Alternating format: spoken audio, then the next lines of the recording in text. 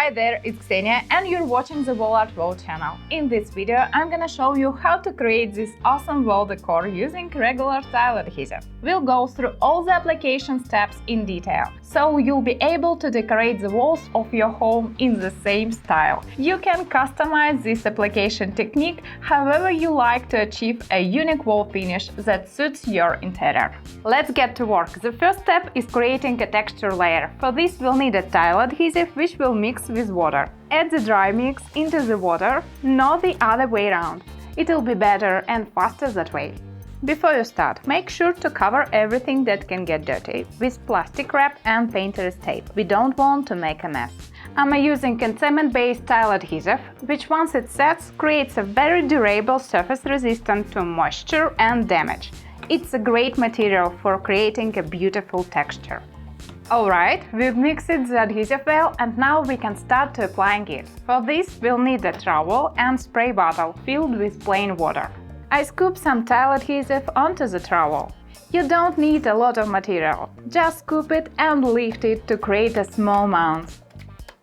Okay, now we apply the tile adhesive to the surface. I start slowly and carefully. Since there is a lot of adhesive on the trowel, I lightly press it down, like this, to avoid making very large imprints. Then gradually increase the pressure. While working, you need to rotate the trowel and press it from different angles. This way, you'll achieve more diverse imprints. The pattern will be more interesting and varied. I scoop my material onto the trowel. The key here is to remember to lift it and create small mounds. Otherwise, the imprints will be too big. The base is painted black, so it's easier to see which imprints the trowel should leave. You don't need to paint your walls black, just prime them and apply the tile adhesive. There is nothing complicated here. The main thing is to start with gentle movements and try to make even imprints. And don't forget to rotate the trowel just like I'm doing. Great, we've applied a small section. Now we need to wipe the trowel with damp cloth to keep it clean. Then we take the spray bottle with water and lightly moisten the adhesive. It'll make it easier to smooth out. Perfect. Now we can shape the design using the trowel. We start gently with light movements. Avoid applying too much pressure. Smooth out the mounds in different directions to create more chaotic look. If the trowel gets too much adhesive, wipe it with the damp cloth and continue creating the pattern of mounds. On the black ground, you can see how it's turning out. I spray water to the next section. You don't need a lot of water, just a light mist to dampen it. Then smooth it out. Tap gently, take your time. Great. Now we can go back to the previous section and smooth them with more pressure, like this. Remember to move the trowel in different directions across the surface. Try to make the tops of the mount smoother and avoid leaving marks from the trowel. During the second smoothing, you can work faster because the texture pattern is already formed and it's difficult to damage it. Smooth out the entire applied section this way. Excellent! I scoop my material onto the trowel and lift it with a second spatula, just like before. I continue applying it with a slight gap from the completed section. First, I gently distribute the larger prints and break them into the smaller ones. Don't forget to rotate the trowel in your hand to distribute the adhesive in more varied way. When reaching the corner, I try to make the material imprints as close to the adjacent wall as possible. The key is not to apply too much tile adhesive. Otherwise, the mounds in the corner will be too big and it won't look very nice. I quickly apply the remaining area and start smoothing out the mounds.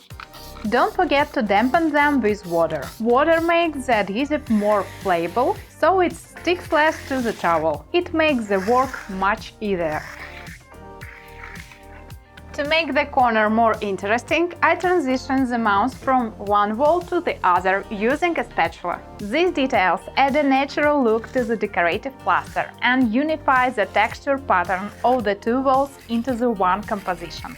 That looks much better. Now all that's left is to smooth out the entire section with more pressure, just like I did before. The first texture layer will be ready.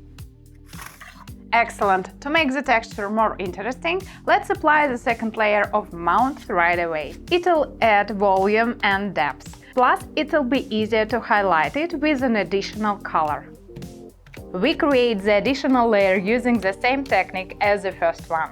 We distribute the tile adhesive with careful movements. For the second layer, we'll use the same material. You can see how I'm doing it. After applying, I'm moisturizing the surface with water and smooth it out.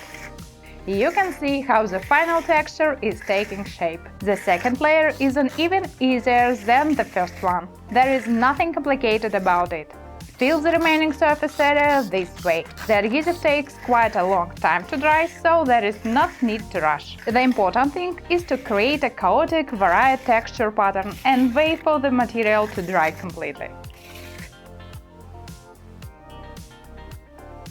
The texture layer is completely dry, so we can move on to the next step, painting. I'll be using the acrylic paint for this. I bought a ready-made dark gray paint, but you can use any other color that suits your interior. Apply it with a long nap roller.